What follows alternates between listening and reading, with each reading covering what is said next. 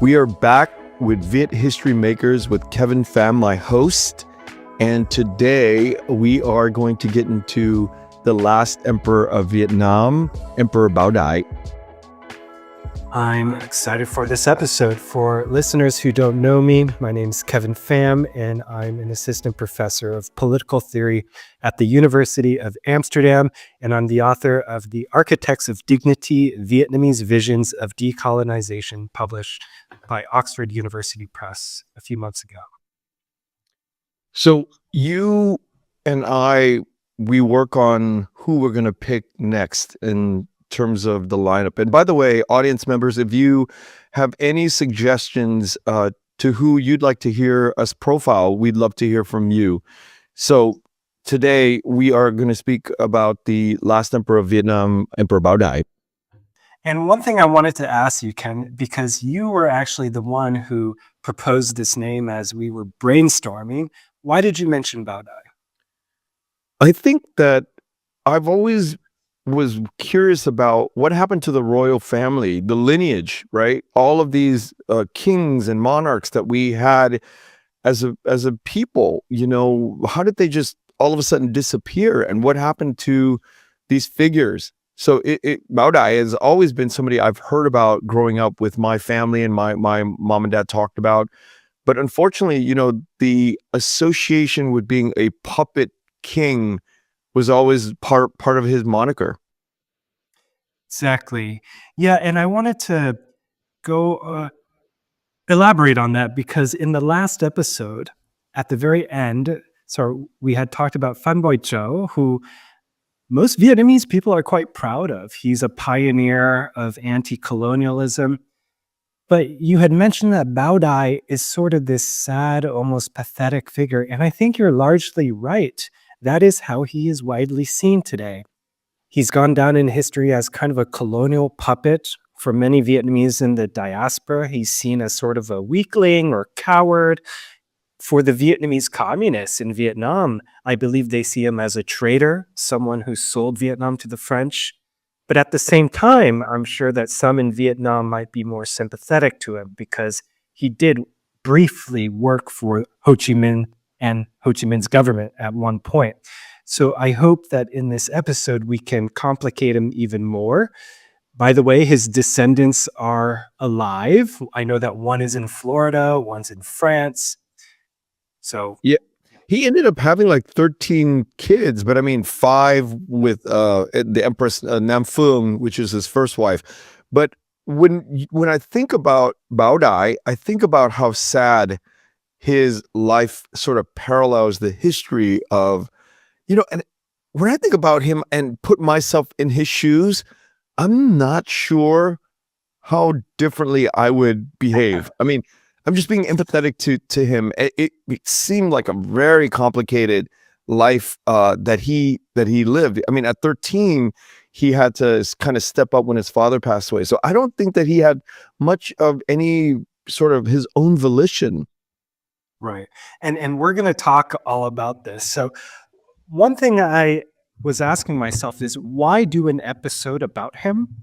And the answer I would give is that as a symbol, he's very significant. So I actually don't know much about him as a person. And I don't believe that much is really available to us to know him as a person. But as a symbol, he's so significant. He's Vietnam's last monarch. So he plays this historical role that marks the end of thousands of years of monarchy and the beginning of something else, the beginning of new struggles between different groups with different visions of how to organize political life in Vietnam. Because when you finish the monarchy, what are you going to have? What's the opposite of a monarchy? A million other things. Right? Yeah. So he plays this role between the First and the Second Indochina War. So the point of this episode is not to talk about him as a person, but as this symbol, playing this transition between the First Indochina War, which was between the Viet Minh and France, to the Second Indochina War, which is the war between the communists and the non-communists. Americans call it the Vietnam War. So through talking about him, I think we could get a better understanding of how the Vietnam War happened, or the Second Indochina War. So So, should I?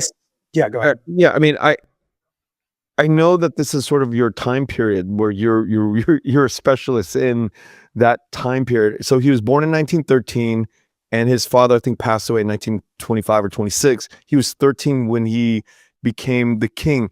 Here's my early question: like, it's such a fascinating thing to me, but how much property and money did they have? Because you start to realize later that he lived a very lavish life in France in later years. And he had one of the biggest yachts in Monaco, Oh, I in didn't his know that. 40s and 50s. It's insane. But I kind of want to know, around the time of his father, so this was a real king with real money. Um, where was their army? Where was their people? Yeah. Yeah. Great. So I think this would be good to give a really quick bio. And then we can expand on some of these things that I mentioned and give more detail to them. So let's start with the father that you had just mentioned. His father was the 12th Nguyen emperor named Kaiden. So Bao Dai was born in 1913 and he died in 1997. He died in Paris when he was 84 years old, and he's today buried in a cemetery in Paris, Passy Cemetery. So that itself is pretty interesting. He's not buried in Vietnam. We wonder how many people actually visit his tomb. When he was born, he was not named Bao Dai. His name was Nguyen Phuc Vinh Thuy. That was his sort of citizen or civilian name. And as you mentioned, when he was 9, well, sorry, not yet. When he was 9 in 1922, he goes to France to study. And while in France, he becomes the 13th Nguyen emperor in 1926. He's 13 years old and he becomes the 13th Nguyen emperor. Bao Dai means keeper of greatness. And by the way, I think we should stop here and say, why are so many Vietnamese people named Nguyen? 40% of why is your last name Nguyen? Right? That's a great intro to this win question. Do you actually? I want to ask you first before I give my answer. Do you know why? I've always heard growing up that it was the king who kind of gave people the choice to change their name during that time. I don't know if it was the first king, the first Nguyen king. And I'm not sure in what circumstances he make everybody change their name, or were people given a choice? Because obviously the entire country weren't forced to change their name. Right. Yeah. So the Nguyen dynasty begins in 1802. I'll say a little bit of that more, but basically, it's because of the Nguyen dynasty. It's a way also to show loyalty to those in power.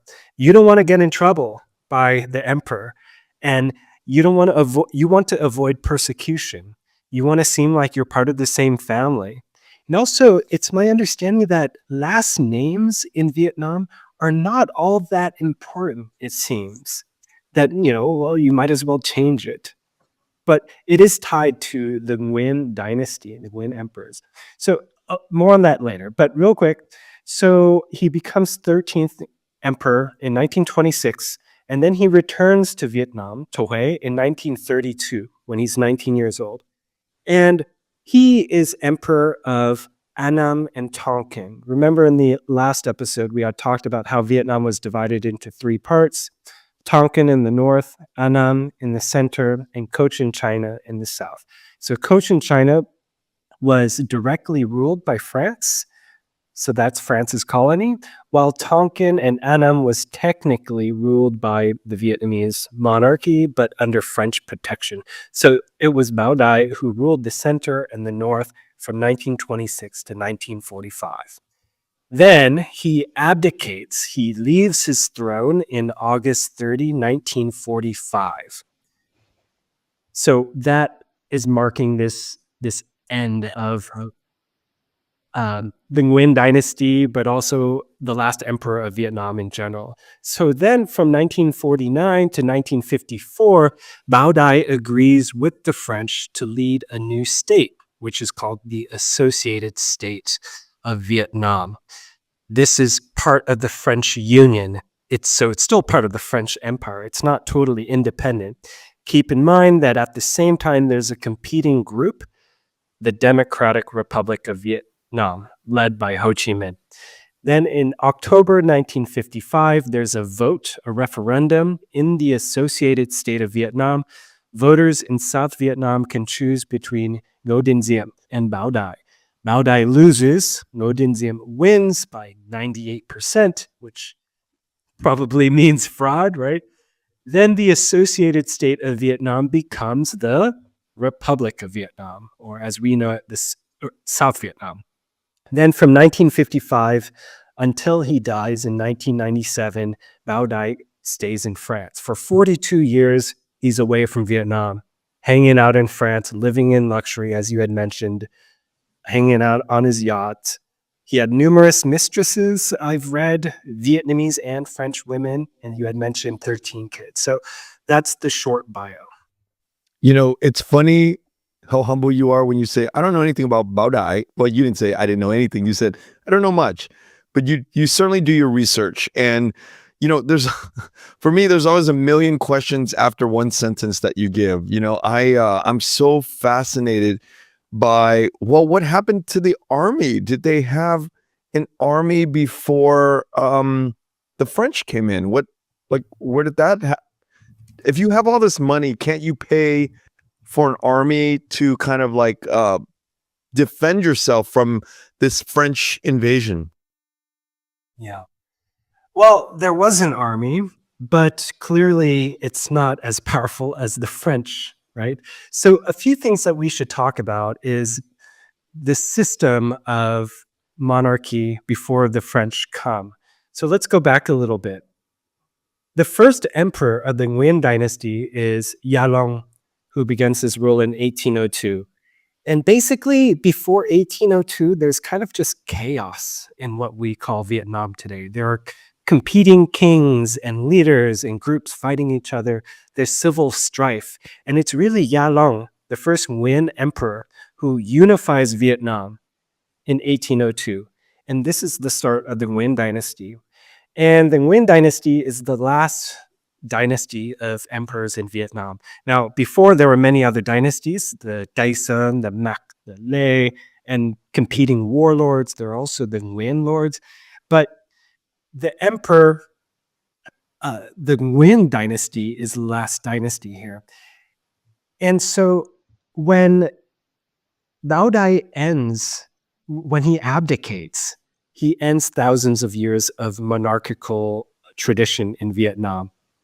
And this is interesting because if we contrast this with, say, Cambodia, the king in Cambodia, Norodom Sihanouk, he actually welcomes the French back to preserve his rule, to save the monarchy, and to fight those who are trying to create a constitutional democracy. And Laos, they will end their monarchy until 1975. But in Vietnam, we see the end of monarchy earlier. And as a monarch, when he was a monarch, he actually, from what I've read, he did try to do things. So he supported reforms in the judicial and educational systems. Not much is said about that, actually. From what I've read, he ends this ancient Mandarin custom for aides to touch their foreheads to the ground when they address the emperor. I guess he ended that. But really, he was much more known and famous for his leisure, right? He would go hunting in the forests, and he would hunt tigers and just hang out. And this is the collapse of the monarchy. But you know, when I think about Thailand, they still have their king. And you think about all these other countries, you know, it makes you think about the infrastructure that you need to have as a monarchy to really contain the structure that you want. You know, it's not a joke. You can have all this money and all this land and own all this stuff, but at some point, you know, you as a king can lose it all. And even if you have all the money, you can lose the control. And that's what I find very interesting about these monarchies. It's like, okay, well, who put you there? How did you keep that money or that governing power when you have all this money, but you still need to have sort of men to carry out your the wars and the defense spending, because you could have a lot of money and power. I mean, you could have a lot of money, but that does not mean you have power. You know, Ken, this is great because so I'm teaching a class about revolution. And of course, we talk about the French Revolution. If there's one thing that you can learn about revolutions, and there are many things to learn, one thing is that when those in power start losing the loyalty of the elites, they're in trouble. It's when the elites start to feel alienated from those in power. That's when you start getting in trouble.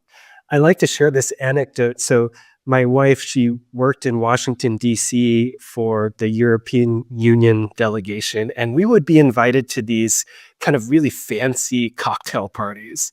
And I would go there and I would see elites, man. They are in uniform. These are people in power. The food they were serving was amazing, like amazing sushi. And I couldn't help but think there's going to be no revolution anytime soon because these elites are happy, right? Think about the French Revolution, King Louis. And how did that revolution come about? It's when the elites start losing power and when the masses start to get really angry. And revolutions are actually quite rare throughout history. When people are oppressed, when people are poor, the first response is not going to be, let's get rid of the king. The first response is probably going to be, let's cope. Let's maybe pray for a better day. Let's hope. And maybe let's ask for demands. Revolution is actually not that common. So what is really interesting about Bao Dai is that he's around during the Vietnamese Revolution. So one thing I want to talk about now is his relationship to Ho Chi Minh and the Democratic Republic of Vietnam, which is led by communists. So let's dive into that. So some history again. Remember that the Japanese come and occupy Vietnam in Around 1942, 1941? 1940. 1940. I was close. You were, yeah. So the Japanese, what do? They allow Bao Dai to stay on his throne. But of course, the Japanese now have real power. And Bao Wait, Dai, I got to stop you. How the heck did Japan come in and take over power from the French? yeah. So as you know, what happens in 1939, the beginning of World War II. So what happens is that we have World War II start, and then soon in France, you have a collaborator government that cooperates with the Nazis, right, with the Germans, and that's called Vichy France. They control France from Vichy. Now Japan is allied with the Germans and with Vichy France. So, Japan at the same time is trying to spread its power in Asia. So they just take over Vietnam from France, but they still leave France to be in power. Remember, Vichy France collaborating with the Nazis, same with Japan. I never knew this detail. I never realized that Japan, through Germany being controlled, or France being controlled by Germany, allowed them access into Vietnam. Is that what I'm understanding?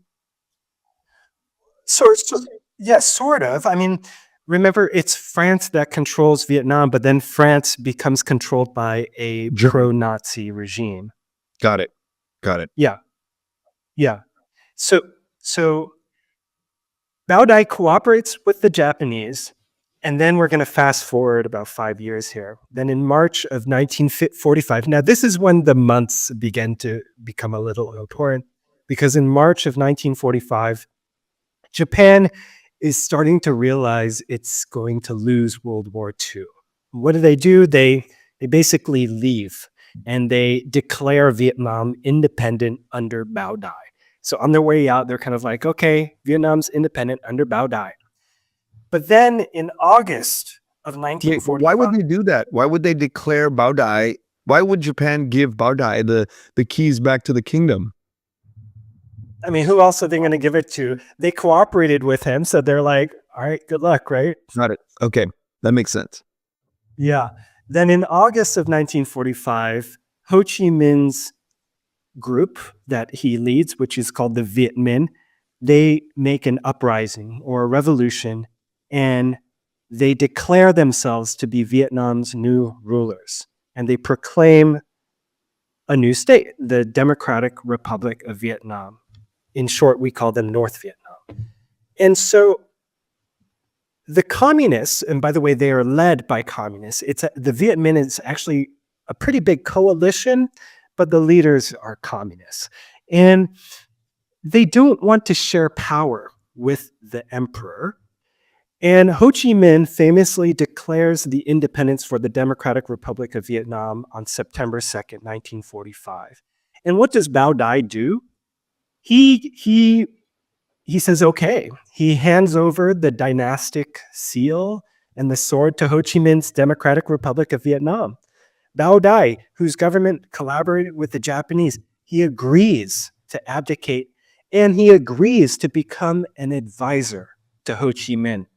He wants to work with Ho Chi Minh and the Democratic Republic of Vietnam. Does that surprise you? No, not at all. I don't think so. I think that when you grew up in France at 9 years old, right? And you're Western educated and you're like, all right, maybe it's time that there is no more monarch. And I think by that time in your life, you're just like, you know what? This is too much. I'd rather take all my money and I'll just go party and live it up in the West, right? I mean, in essence, why deal with such, this hot mess, when you can go and party and live, and there's a yacht waiting for you in Monaco, right?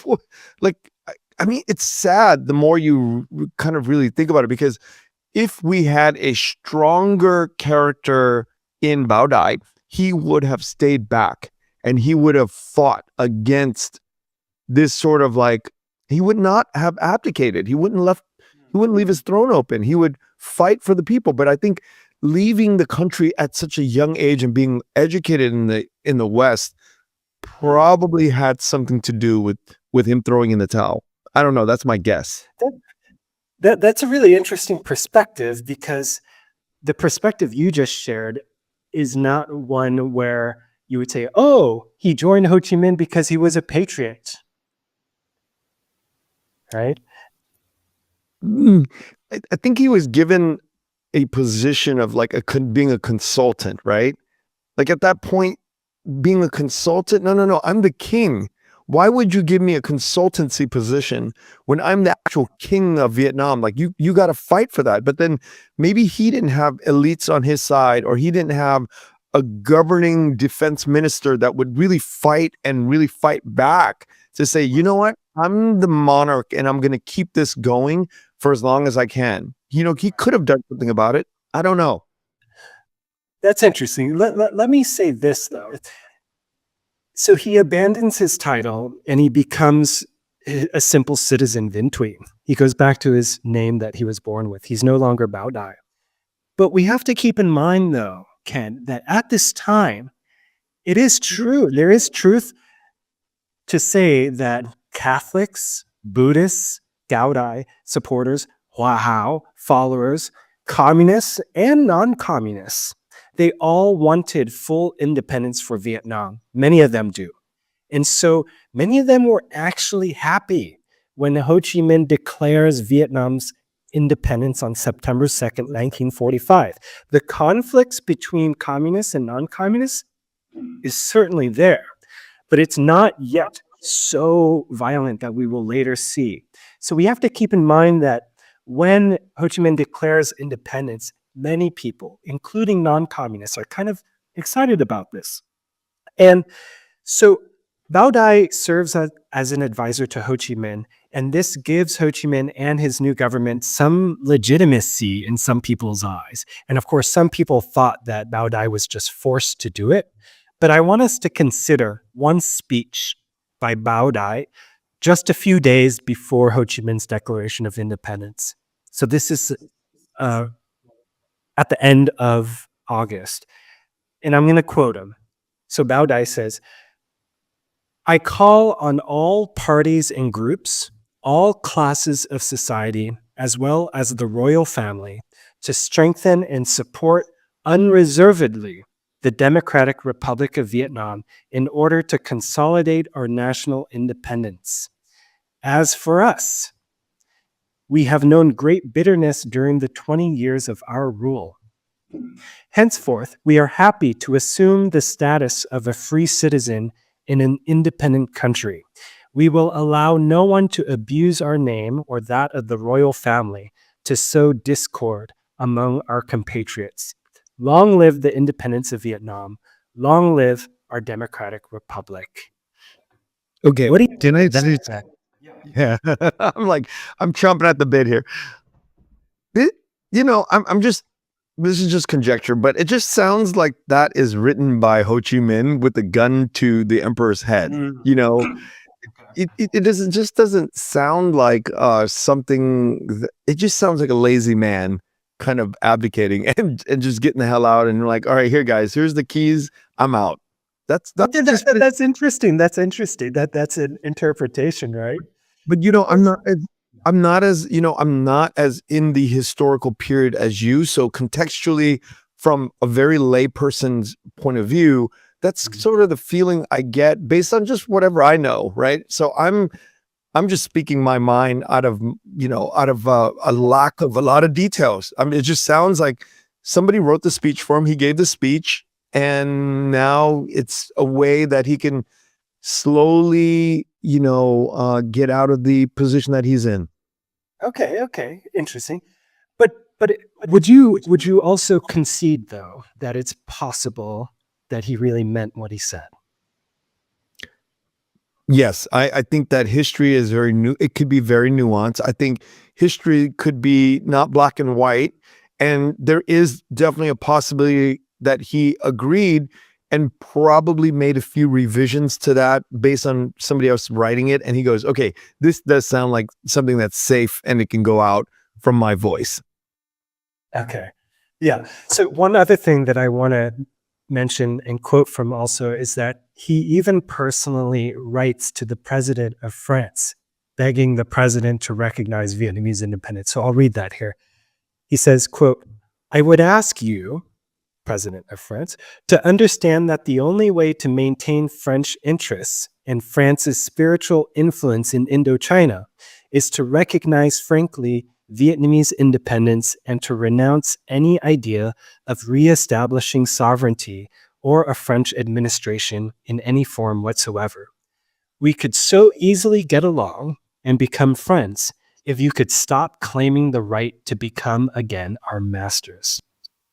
What do you think of that? Okay, that sounds very him. Okay. I could feel that because, yeah, that just sounds like. But then again, who knows who's behind these speech writers, right? But it does sound very, very honest and very respectful. But at the same time, like we are asking for our full rights back, and it sounds very honest to me. Yeah. I also find it kind of amusing how he's like, look, Freds, if you want to maintain your interests and your spiritual influence over us, you better let us have sovereignty, It's kind of ridiculous if you think about it, right? But at that time, was France totally weakened by World War II at that point? Okay, excellent. Yes. The answer is yes. And we're going to get into that a little bit more. But real quick here, for the first time in what I just read to you, Bao Dai is openly challenging the French. That's significant for that first time. Now, keep in mind the French have no Vietnamese partner anymore to rebuild their lost colonial state. So Ho Chi Minh declares independence. Bao Dai agrees. Now the French are kind of like, this is not good for us. It's the end of World War II. France is just devastated. France is ruined. France needs to rebuild. They need money. They need their colonies back. And what's amazing is that just 5 years later, from 1945, Bao Dai becomes the head of a new government opposed to Ho Chi Minh's Democratic Republic of Vietnam. So now what I want to get into is, how did that happen? So Bao Dai advises Ho Chi Minh's Democratic Republic of Vietnam for just about a year. Okay, this is from the summer of 1945 to probably around the summer of 1946. Then he just moves to Hong Kong to get away from it all.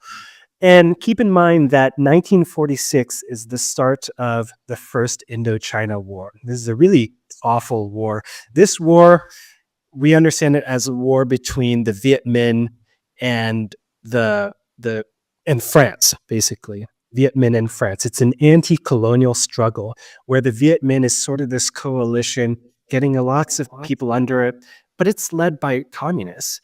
And keep in mind also that French governor generals who had been ruling Vietnam, for example, Albert Sarraut, they were trying to fashion Bao Dai as a child ever since he was a kid after World War I.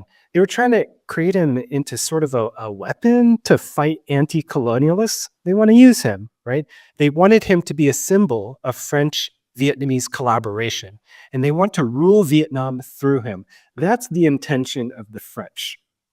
So what happens? In 1947, the French ask Bao Dai, hey, can you please be the head of state for this new state called the Associated State of Vietnam? So the French say, we're going to agree to extend the monarchy to all of Vietnam, not just central Annam and Tonkin. So they're trying to negotiate with him because the French want him to work with all the other monarchs in Laos and Cambodia. And the French want to use all these monarchs to secure their presence in Indochina.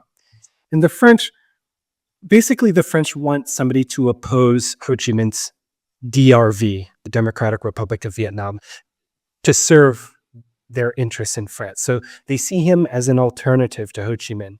And they need an alternative because the French colonial army is fighting Ho Chi Minh and Ho Chi Minh's guerrilla soldiers. So in 1947, they start talking with Bao Dai. Meanwhile, there's a war between France and the Democratic Republic of Vietnam. Now, this is the interesting part here. During this time, the non-communists are beginning to be even more opposed to Ho Chi Minh's Democratic Republic of Vietnam. Keep in mind that before they were collaborating with the DRV, I'm just going to say DRV for short, Democratic Republic of Vietnam. So they stop collaborating with the DRV and they have hopes of creating a non-communist republic, or maybe even a constitutional monarchy.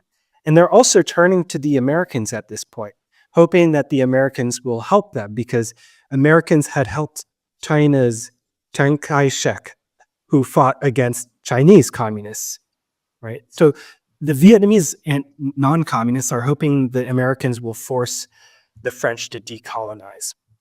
So non-communists... Let me interrupt you. So the U.S. at that time had a history of backing up anti-communist regimes, like you brought up Chiang Kai-shek of Taiwan. So the birth of Taiwan is happening under the sort of like the protection of the United States, which is a rising power. And whoever was in the South at the time began to say, hey, we can model whatever we're doing after Taiwan. Is that what sort of like why you brought that in? Yeah, exactly. And the point of bringing that in is because after World War II ends in 1945, you had the beginning of the Cold War. And the Cold War is where we see this fight between communist countries versus so-called capitalist countries, and they're competing to get groups on their side. So the non-communists who oppose the DRV then agrees that they're going to have to stand behind Bao Dai. They thought that he was their best chance for forcing the French to accept Vietnam's independence. Now, Bao Dai it seems like he wasn't really sure what to do. So you have to imagine, put yourself in his shoes. The French are asking him, hey, can you come back to lead this new state against the DRV? He is still talking with the French, and some will write that he's refusing to be their puppet. He's like, look, I don't want to do this. But Bao Dai finally breaks from the DRV in 1947 in September. And he says, okay, I'm ready to talk again with the French. Wait, Now, what makes him decide to break from the DRV? That's a fantastic question here. There are different interpretations. Who knows? We can't get into his head here. Yeah. What's important here is that he becomes the representative of what we would call the third force.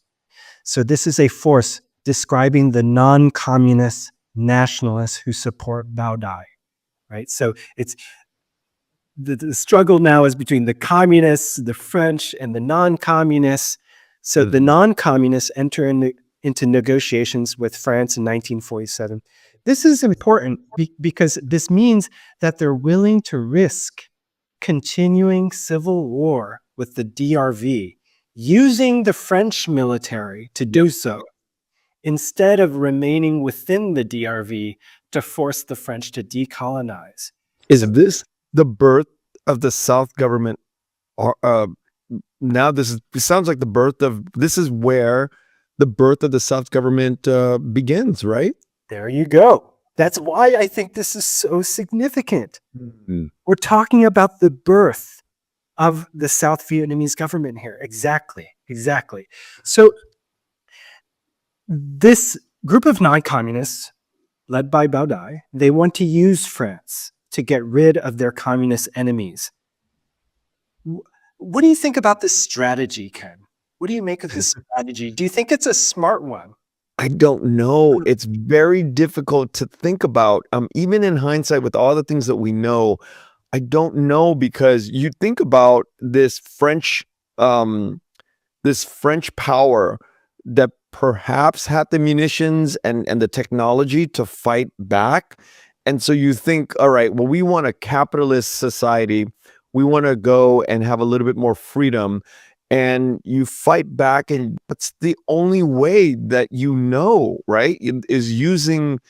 But it could go either way if you think about it. I'm sure in the history of mankind, many groups have done that with success, and then probably many have not with failure. I think it could have gone both ways. And to complicate it even more, Ken, we don't even know if they were trying to create capitalism, as you said. Mm-hmm. We have to keep in mind that there were many different anti-communist groups with their own visions.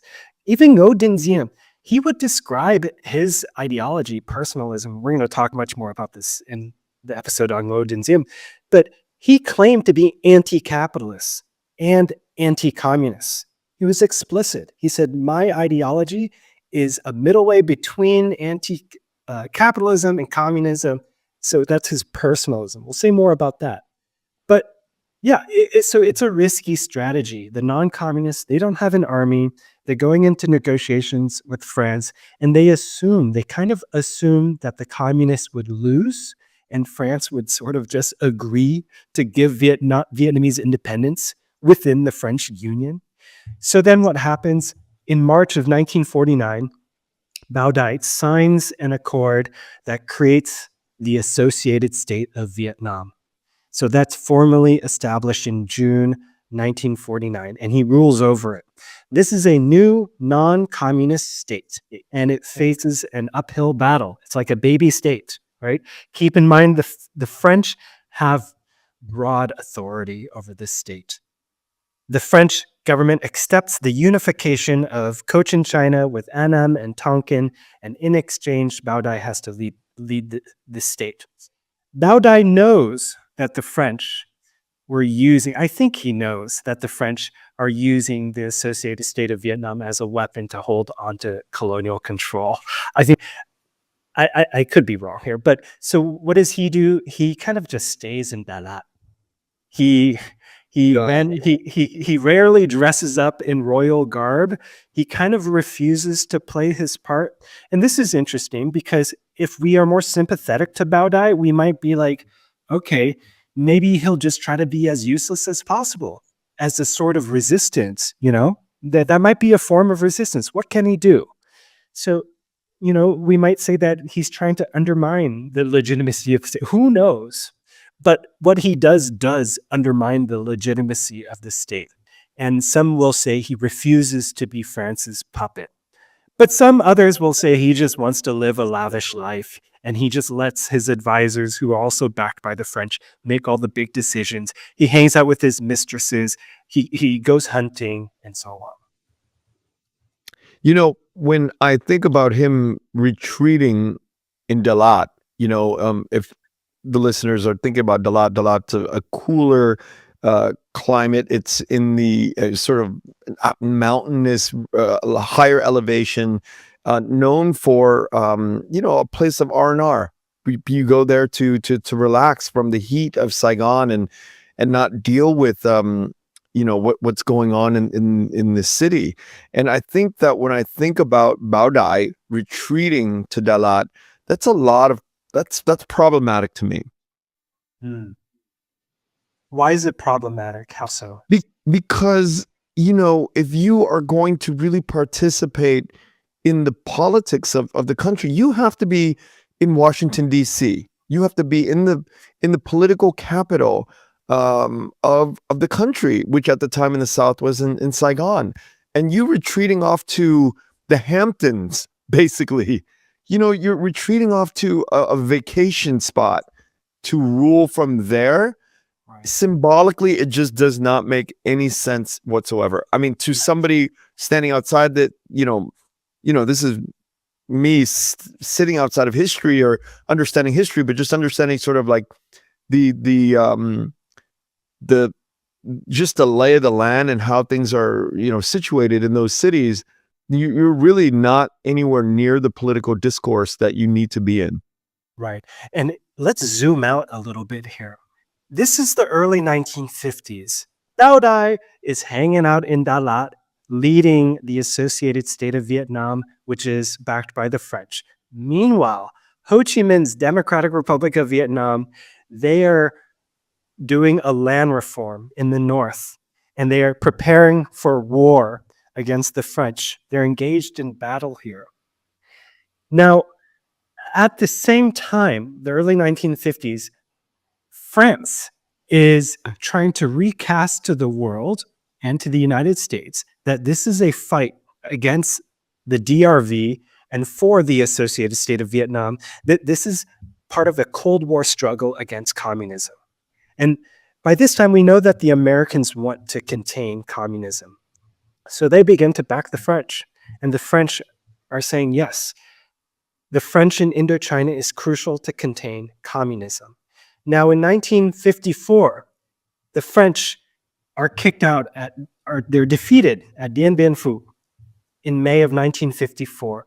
There's a peace agreement, of course, in Geneva, and what it does is that it divides Vietnam into two. I mean, many listeners know this, into North and South, right? Bao Dai tries to become the leader of South Vietnam, but it was Ngo Dinh Diem who organized this vote that I had mentioned in 1955, and Ngo Dinh Diem wins by 98%, right? And this removes Bao Dai from the picture. So really, finally, this is really the end of Bao Dai and the monarchy in Vietnam. But as war escalates between the communists and the anti-communists, and as the US becomes involved, Bao Dai basically is silent about everything that's going on. So he kind of just drops out of the picture at this point, 1955. Ngo Dinh Diem wins, and he kind of just drops out. But he did say something in 1972. I found this quote. So he's in France, and he says, quote, "The time has come to put an end to the fratricidal war and to recover at last peace and accord." So that's what he says. That sounds very honest to me. Yeah. It sounds very honest, very just like a man who's been defeated, just ready to throw in the towel. I'm here. I'm ready to party. I'm out of this. Yeah, I mean, he immediately goes to France, and I had mentioned he's just there for the rest of his life. By the way, so I mean, this comes to this very kind of sad conclusion of Thou Die here. I found this kind of amusing. I didn't know that recently. Did you know this? His Rolex watch was sold for $5 million, Yep. and it was the most expensive Rolex ever sold. And it was his because he asked when he was in Geneva for one of these diplomatic trips in 1954. He asked him, "Hey, give me the rarest Rolex that you can give me." See, and that makes me think about, okay, those kinds of details, the yacht, I think it was like the second most expensive yacht in the Monaco harbor at the time. Where did you get the money and how did you siphon off all this money? And where did it go? How did it get transferred to France? And I think that Nam Phuong, his first wife, lived in castles in France. They had a lot of money that Yeah. that the family, you can't just like be a king and not have all this wealth sort of show up in Paris, in France. Right. I mean, his son still today lives in a nice place. And I was watching some documentaries. Yeah, there was a castle involved for sure. Yeah, and I try to empathize with what I would do if I was in his situation. It's very difficult. But I think had he not gone to the West to study at 9 years old, I think he would have been a different person. I think that really kind of was a big, a historical mistake to send your son off to the West to study at that early age and become completely westernized and go, you know what? I look back on my people and go, there's no way technologically that we're going to be able to defend it ourselves. Now that you're living in the West as a 9-year-old and you're educated all of these years as a French person, there's no way that you're going to go back and go, wait, there's a chance that I can really rescue the country. But hold on a second, Ken. It was not at all a mistake. The French intentionally are trying to do exactly this. They're trying to cultivate someone who they can rule Vietnam through. So it This makes was a perfect plan. sense. This was a The plan. The governor generals have this plan. So his father was talked into having Bao Dai sent to France at 9. Yeah, I'm sure. Wow. Yeah. Yeah. I mean, Yeah, that makes sense. these were the policies of the governor generals, Albert Sarraut being one of them. They want to create a loyal class of indigenous. How better to create a loyal class by giving them nice stuff? Oh, that is diabolical. That is just truly evil colonial thinking. Yeah, you groom him at 9. I'm like, whoa, why would the king allow your son to be kind of indoctrinated by the West so early on? I can understand leaving the college at 19 or 20 and then sort of having this fully formed identity as a Vietnamese citizen, and then having that loyalty to your people. But at 9, you're just completely gone at that point. You're taken over. Yeah, perhaps. But at the same time, part of me still wants to be like, well, maybe he did have thoughts of his own and maybe he did have desires for Vietnam of his own, but he was put into certain constraints. I don't know, but that's my more sympathetic side. But at the same time, I'm like, Did his father, the king, have more sons, or was he the only one? Kaiden, I'm not sure. I didn't do research on Kaiden here. That's a good Yeah. question. But it's truly sad, no matter how you slice it. I mean, the bigger, more scarier power brought the little boy in at 9 and really indoctrinate him. So you have full control over his thinking at that point. When you're thinking about the sort of the reference point of having such a young mind, leave to Paris to live. Yeah. So what's significant here then is that, okay, Ngo Dinh Diem wins the vote and he becomes the new leader of a new state called the Republic of Vietnam. And the associated state of Vietnam no longer exists. Now the French are really out of the picture. Ngo Dinh Diem kind of ends, actually. The North, Ho Chi Minh's DRV, kick out the French in the North. Ngo Dinh Diem really finishes this process of kicking out the French. Ngo Dinh Diem was an anti-colonialist. Now this is really the beginning of this awful, awful civil war between. Wait a minute, but who funded Ngo Dinh Diem at that point? It had to be another superpower. Like did the U.S. fund Ngo Dinh Diem at that point? Where's you getting the money? The U.S. is beginning to send in advisors and help, and I'm sure money by 1955. Yeah. Yeah.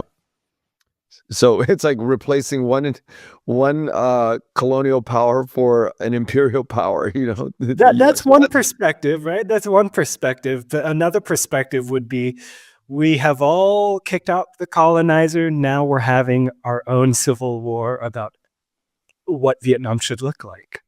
Yeah. And one side gets the help from the Americans. The other side gets the help from the Soviet Union and China. Right.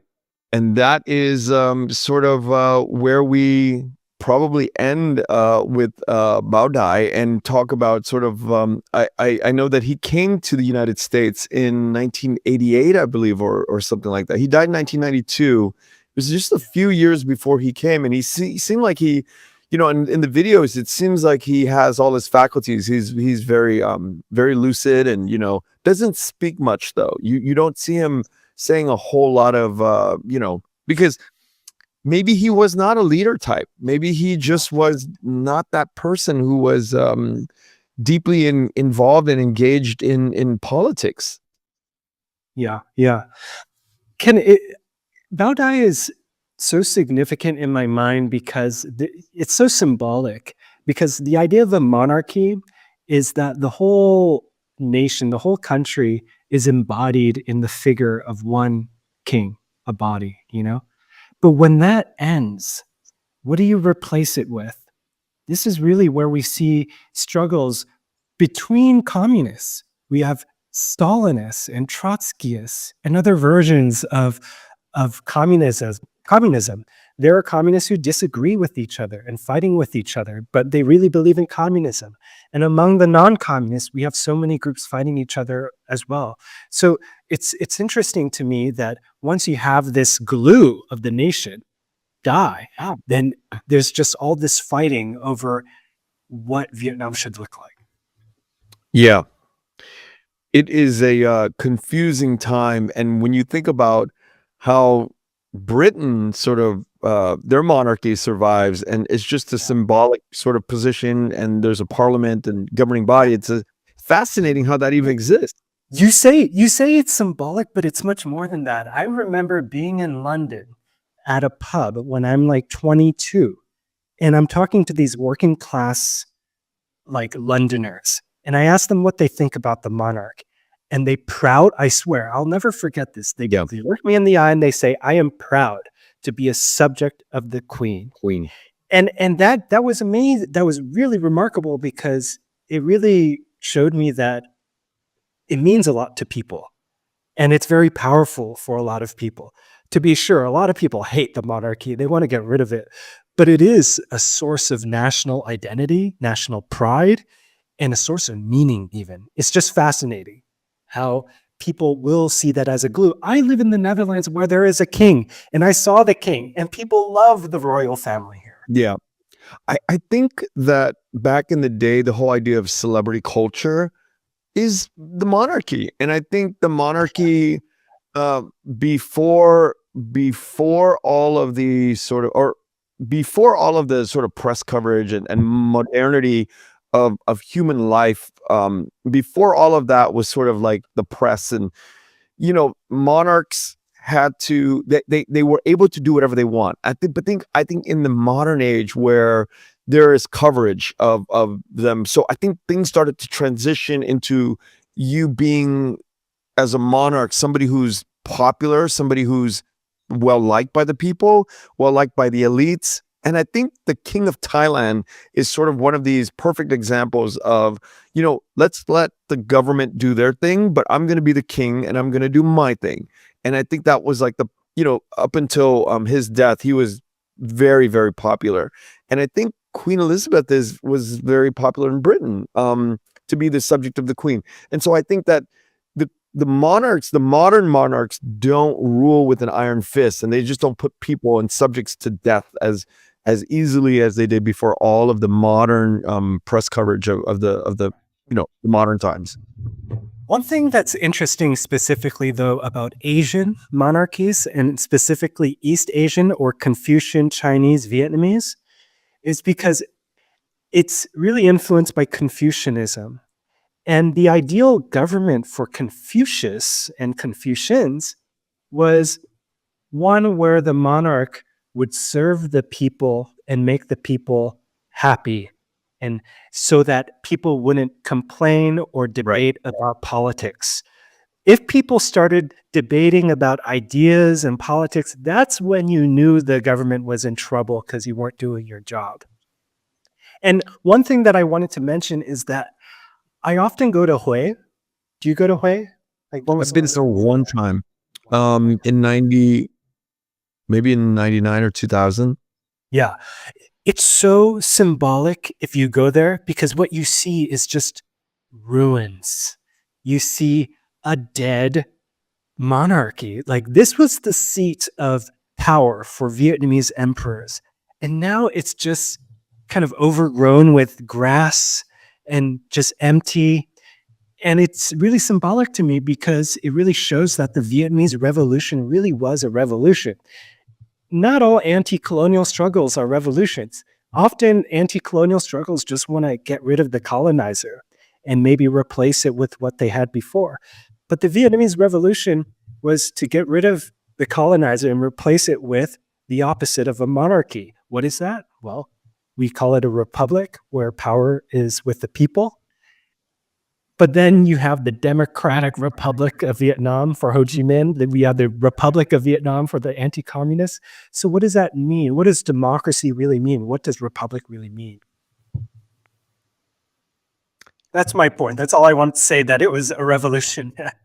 Great question. I think we're done with Bao Dai, and I hope that we have more things to sort of, using this time period and Bao Dai as a sort of a reference point for future conversations about other figures in Vietnam. And this was thank you for doing a lot of the heavy lifting as usual, and I thoroughly enjoyed researching about Bao Dai with you. Thanks, Ken. I learned a lot about this too, just researching this. So thank you. we are going to tease out who our next person was, and you and I spoke about that. So would you like to share it, Kevin? Yeah, so he's another figure that I write about in my book, The Architects of Dignity, and it is Phan Chu Trinh. So our first episode, we discussed Phan Boi Chau, and now we're going to discuss a friend of Phan Boi Chau, and that's Phan Chu Trinh, Vietnam's first Democrat. Kevin, thank you so much for today. Thank you. Thank you for listening to The Vietnamese with Kenneth Nguyen. Special thanks to Brittany Tran, to Jane Nguyen, Catherine Nguyen, Tina Pham, Sydney Jamie, and Christo Trinh. Please find us on Instagram, Facebook, and TikTok at The Vietnamese Podcast.